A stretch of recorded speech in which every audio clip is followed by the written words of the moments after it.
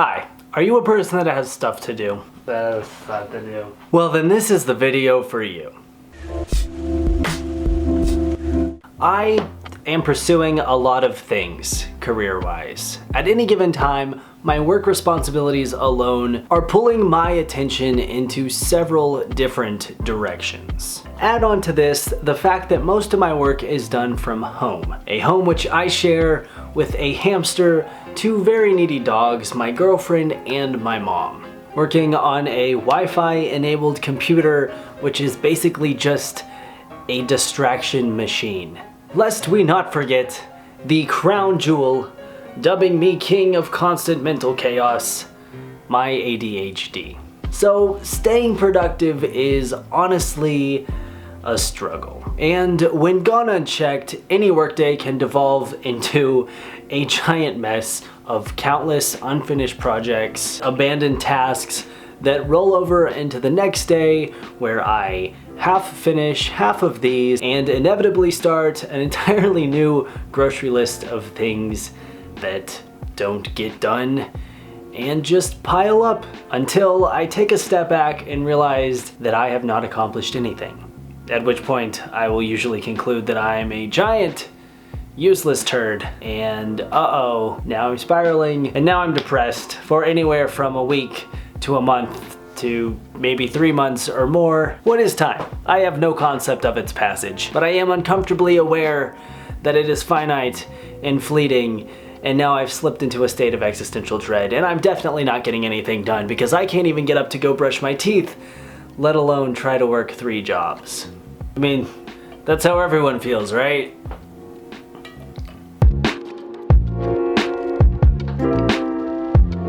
In the last couple years of having to step up and be my own boss, I've learned a lot about the way that I work. So if you relate to any of the stuff that I just said, then this video could potentially be very helpful to you.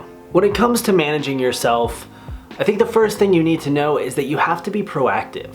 Productivity doesn't just happen. You have to actively try and stay on top of yourself. I think a lot of people have a misconception about productivity and that it's just doing a lot of stuff. As a broad statement, just doing a lot of stuff, that's not productivity. It's only productivity if you're actually getting the stuff done and if you're doing stuff that's relevant. Like, I've spent many days working my ass off only to realize that I didn't do anything. I really didn't get anything done and therefore wasn't actually productive. So I've learned that productivity more relies on how effectively you work instead of just how much you work. It's about quality over quantity. But there are definitely methods and things to learn and practice when it comes to trying to work effectively and be productive. And in that, I think that productivity really is a skill. And aren't we lucky? Because this episode of Ty Turner's YouTube channel is sponsored by Skillshare. Thank you so much, Skillshare, for sponsoring. Skillshare is an online learning community. They have thousands of classes in design, business, technology, and more, including productivity. They have all sorts of extremely well put together, comprehensive guides to using different apps for productivity, different methods and ways that you can manage your time. It is a very useful resource if you are a person who has to manage themselves. You know, you do creative projects, or you are an entrepreneur, anything like that, or you just want to make the most out of your time in general. Seriously look into it, because I've applied a lot of the methods that I found on their website to my life, and it is very helpful. The premium membership gives you unlimited access to high quality classes from experts in their fields, so you can improve your skills, unlock new abilities, like some kind of video game character. Ding ding, achievement unlocked. Skillshare. It's also super affordable. Annual membership comes in at less than $10 a month, and I've used it so much since signing up. Honestly, it is definitely worth it. So guys, if you are interested in signing up for Skillshare, make sure you use the link down below, because the first 500 people are going to get 2 months absolutely free. So thank you again, Skillshare, for sponsoring this video. You've been the real MVP here these last few months, man. That AdSense has been Thanks Skillshare. Thank you for your patronage. So now I'm going to share some things that I've learned, both from Skillshare and from my own experience, on how I manage myself and try to stay productive as possible while also having ADHD and just in general living in this digital era of constant distractions everywhere and this much focus, this much attention span. So as shown earlier, I am constantly battling the world around me for both my time and my attention. And chances are, so are you.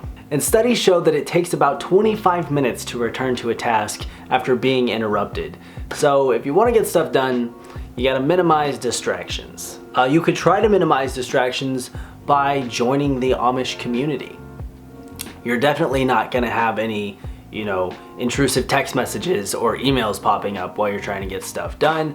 You're just gonna be out plowing the fields and I don't know, wearing suspenders or something. Now the downside to this is that,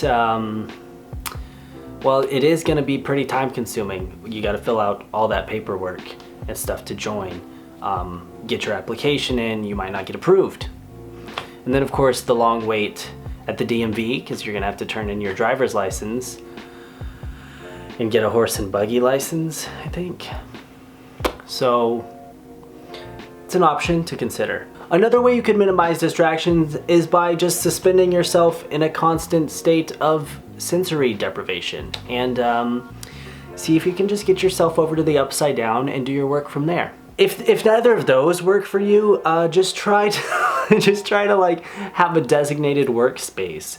Maybe invest in an office space or like me, a home office.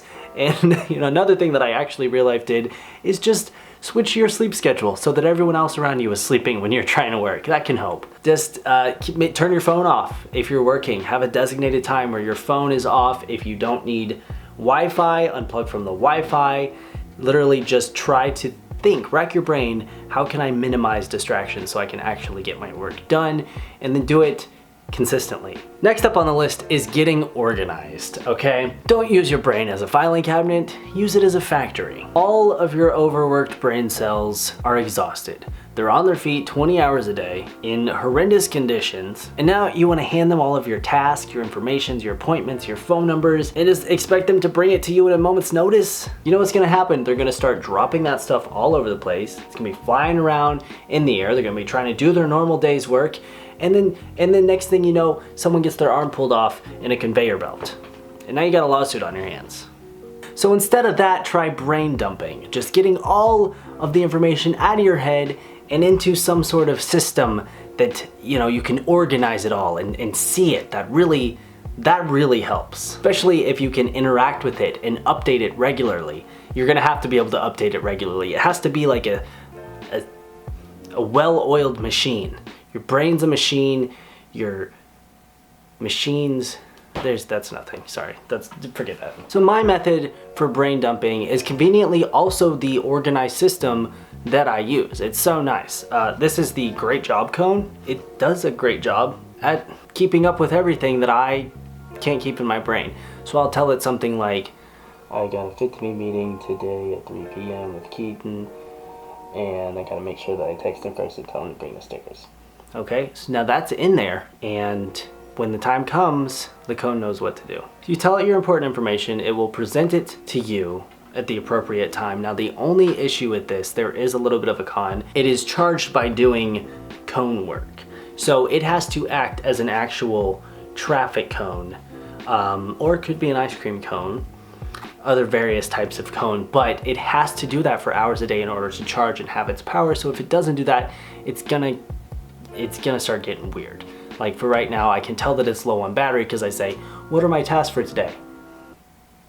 Okay. Yeah. See, now it's just telling me to do some, wow, yeah, I can't even repeat that on camera. It's getting dark. Oh wow, yeah, now the things that it's telling me to do, dear God, I don't think I'll recover from this. The image, the gruesome and horrifying image that just painted into my mind, just isn't worth it. So instead what you could do is calendars, planners, to-do list, sticky notes. Those are a lot of things that I also like to use in a system where I can regularly write things down and update them. I have sticky notes for my weekly goals, I have a daily to-do list, I have a calendar for my important dates and meetings, and I have a whiteboard where I have sort of like longer term monthly 3-month goals that I want to keep up with. And I find that whenever I don't keep on track and like get behind with like filling out these things and getting all the stuff out of my head, I really start to like fog up and get it just gets off. There's also plenty of apps. There's so many apps. See, even on Skillshare, they have tutorials on different apps you can use, and it's so great. So whatever you want to do. Next up, next on the list is analysis paralysis. That's what happens when you have too much to decide from and your brain just sort of shuts off all the lights and it draws the curtains and it pretends it's not home. And this tends to happen a lot when you write out a 3-page to-do list and then you look at it and you see visually just sort of all the anxiety that was welling up in your mind and all the things that you have to do that you're not doing, and you say, okay, great. Yeah, I'm just gonna I'm gonna pull up YouTube and I'm just gonna like flip on autopilot for the next few hours. Okay, peace out. Thanks. And that's not what you want, so you fix that by prioritizing. You know you have a lot of tasks, but guess what? Time is finite, and as we discussed earlier, it is fleeting. So what I'd suggest is if you make a daily to-do list, let's say you make a list of 10 things that you should do today. Cut that list up so that everything that you've written down is on its own individual piece of paper. You want to fold up that piece of paper a little tiny. You're going to stick that in a very small backpack that is being worn by a mouse. And there's going to be a mouse. There's 10 mice. There's a mouse for each item on your list, and you're gonna race them, a mouse race, go real fast. The first 3 to cross the finish line, those are your 3 priorities for the day. And those 3 things are the things that you absolutely need to get. That's your actual to-do list. All the other stuff is your can-do list if I have time and or feel like it. But start with your 3. The other 7 can wait. Now if that, for whatever reason, doesn't seem practical, such as, you know, training reasons and fucking just the logistics of racing 10 mice every day, you can just sort of choose your top 3, and those can be your priorities. So, and finally, the last thing that I do that really helps me, time blocking. Time is a resource just like money, so you have to budget it wisely or else. So remind yourself that time is precious by setting an alarm for every hour on the hour, and every 60 minutes just scream 1 hour closer to death, and then you'll get it. It's not gonna take long for that to sink in. And once you start to process just what that really means, you don't wanna do that. So instead, try time blocking. Just section out, certain amounts of time per day and dedicate those to a certain thing. It's pretty straightforward. Now, whenever I time block my days, those are definitely my most productive days. So yeah, that's what I got for you guys. Sometimes working with ADHD feels like you are a treasure hunter and you followed your treasure map and you're digging and you know the treasure's like 10 feet down, and you get about 3 feet down, and then you look at another spot and you're like, oh, there's treasure there too, I bet. And you go and you dig like 2 feet, and then you look at another spot and you dig there and you get like 5 feet down, and then, oh my god, I remember that first spot, there's treasure there. I get like a few more feet, and then at the end of the day, I've got 30 holes in the yard and no treasure, and I'm gonna take a nap. So if that's how you feel, there's a lot of, here's the tips. I hope they work for you. Thank you for watching. Thank you, Skillshare, for sponsoring. Don't forget to click that link and get the first 2 months free if you're one of the first 500 to click. I hope you have a wonderful day, and I'll talk to you soon. Bye.